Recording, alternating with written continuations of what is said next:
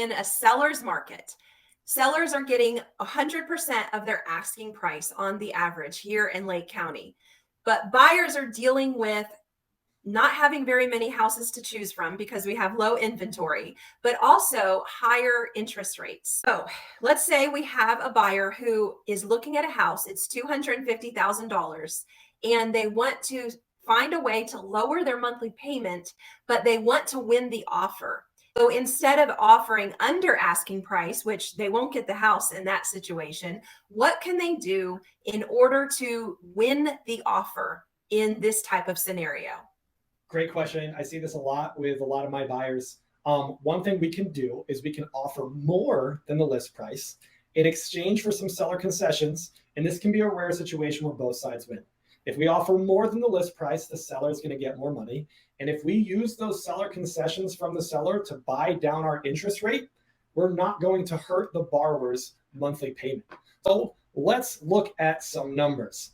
Again, we're taking an average sale price of $250,000 here in Lake County. All right, if we're putting 20% down, let's compare three different options. The classic option would be, let's just offer $250,000 right on the nose. We're going to get a 6.125% interest rate today. Our monthly principal and interest payment on that house is $1,215. You're saying that that's probably not going to work. There's going to be better offers to the table. So let's offer more. Let's offer $265 and ask the seller back for 2.5% back in a seller concession. In this scenario, the seller gets an extra $15,000. They give you $6,600 back. So they're still getting almost an extra $9,000 on their offer. But we're going to use that money from them. We could permanently buy that interest rate down from a 6.125 to a 5.375. And you'll see that even though your loan amount is higher, your monthly payment is going to be lower because the interest rate is lower. Now, this is kind of like the classical approach to getting concessions to lower your interest rate. But what you described is actually something I think is an even better option right now, and that would be the temporary interest rate buy down. All right, how does the temporary interest rate buy down work?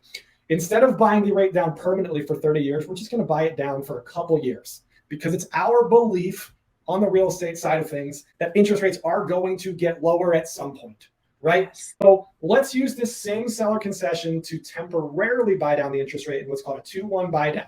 What that means is in year one, your interest rate is going to be 2 whole percentage points lower. In year two, it's going to be 1 whole percentage point lower. And then in years 3 through 30, it's going to be the rate. But we're hoping that sometime in the next 2 years, rates will get low enough to refinance, and you will have saved enough money over those first 2 years to make it worth it. Here's how. We're going to temporarily buy the rate down. And when we buy the rate down temporarily from 6.125 to 4.125 in year one, even with this higher loan amount, your monthly principal and interest for the whole first year is only $10.28. It's a savings of $260 a month. In year two, it's $11.54. So it's still a savings over the lowest possible rate that you could get by permanently buying it down. Okay. At the end of year two, your rate, your monthly payment does go up back up to $12.88, but we are hoping that we will be able to save enough money over these first 2 years that by the time it's time to refinance, it will have been worth it. One other bonus, you're going to save a total of $4,700 in years 1 and 2 with the temporary buy down. And one bonus is if rates get lower faster than we're expecting, and it's time to refinance, after 18 months, the extra money that's in this account for the temporary buy down, you get to keep. You can apply that towards the refinance fund costs on your next mortgage. You can even apply it towards the principal on your next refinance. Okay. So here, the seller gets an extra $9,000 over asking, and you're going to be saving in years 1 and 2 almost $5,000 if we use the temporary buy down. It sounds like a win-win situation to me. So it's one of the very rare win-win situations. I guess we could theoretically lose if rates get worse and worse and worse and worse. There is a world in which, maybe rates go up to 8 or 9 or 10. Nobody thinks this is going to happen. But if they do, you might have wished that you permanently bought that rate down instead of temporarily bought it down. But as long as that doesn't happen, seller's happy, buyer's happy, everybody wins. The rare win-win.